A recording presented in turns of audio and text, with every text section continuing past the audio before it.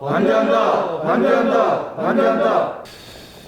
코로나19 단계적 일상 회복을 위한 초안이 오늘 오후 열릴 단계적 일상 회복 이행계획 공청회에서 공개될 예정입니다. 언론 보도에 따르면 식당, 카페와 같은 다중이용시설의 운영시간 제한을 해제하고 집합 금지된 유흥시설 등은 백신 패스를 한시 적용하는 방안 등 일상 회복을 위한 계획의 주요 가닥이 잡힌 것으로 알려졌습니다.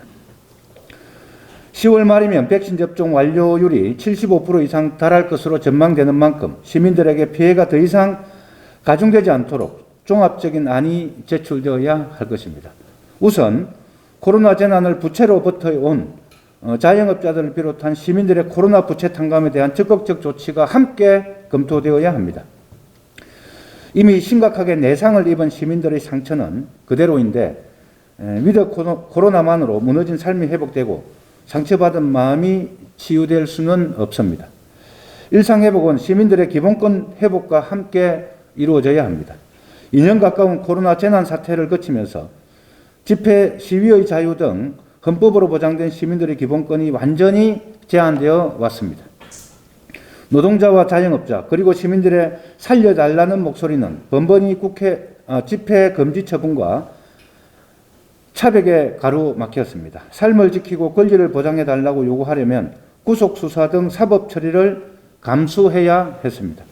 코로나 방역을 핑계로 기본권을 제한당해 형사처벌된 노동자, 자영업자 등 시민들에 대한 적극적 구제 방안도 함께 마련되어야 합니다. 정부와 지자체가 그토록 강조하며 명분 삼은 방역은 과학적이지도 일관적이지도 공정하지도 않았습니다. 집회 시위는 계엄을 방북할 정도로 탄압하면서 실외보다 실내 감염의 위험이 더 큼에도 불구하고 수많은 사람이 몰리는 백화점은 인원 제한 조치가 이루어지지 않았습니다. 민주당 대선 경선 유세장은 셀 수 없는 수천 규모의 사람이 몰렸음에도 정당의 공적 활동이란 이유로 허용되었습니다. 따라서 감염병 예방에 따라 집회 금지를 명시한 감염법 예방법 49조를 반드시 개정해야 합니다.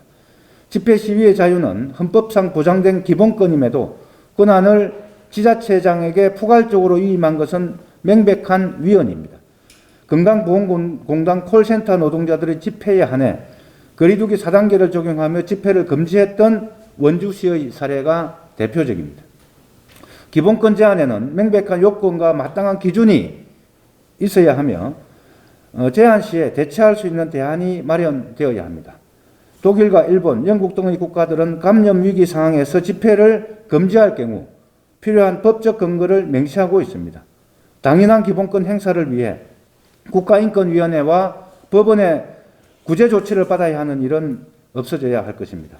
정의당은 코로나 부채 탕감, 감염 예방법 49조 개정을 비롯해 시민들의 기본권을 부당하게 제한하는 법 제도 개정 등 위드 코로나가 민생 회복, 기본권 회복이 되도록 최선의 노력을 다하겠습니다. 고맙습니다. 어제 육군이 고 변희수 하사의 인사 기록을 정상 전역으로 정정하겠다는 보도가 나왔습니다.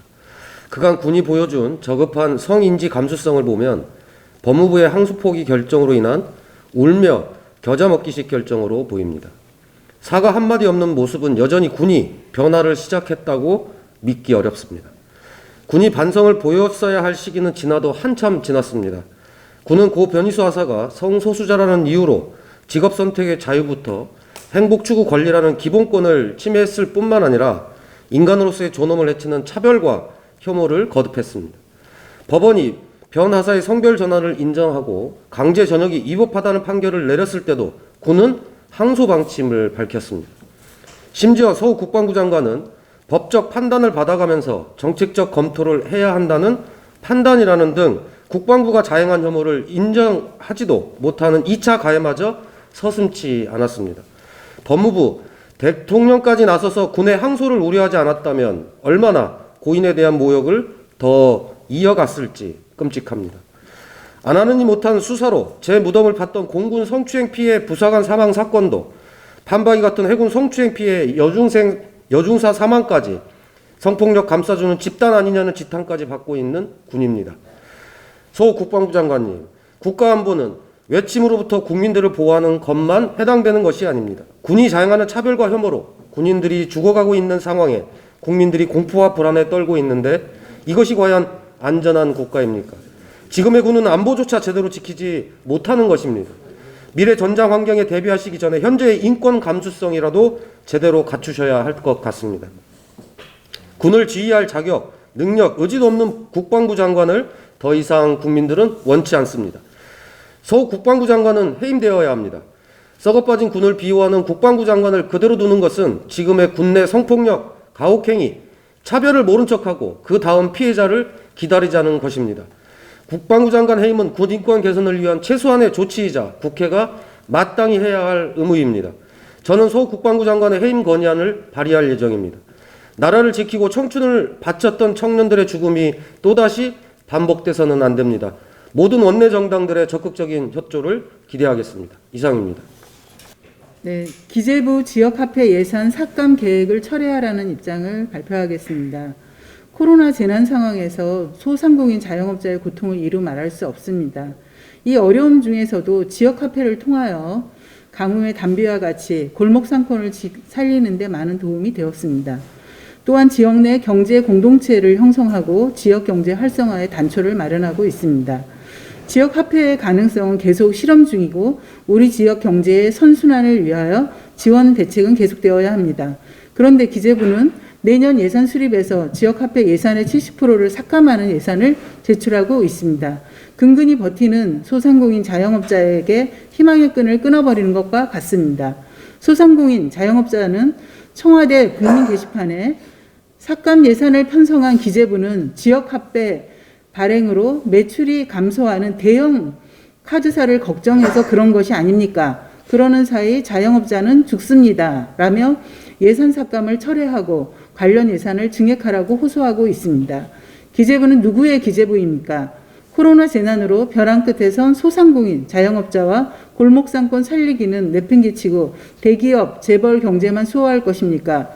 동네에서 돈이 돌지 않으면 어떻게 소상공인 자영업자를 살려낼 것입니다. 지금 당장 지역화폐 예산 삭감 계획을 철회하고 예산을 증액할 것을 촉구합니다. 나머지는 서면으로 하겠습니다.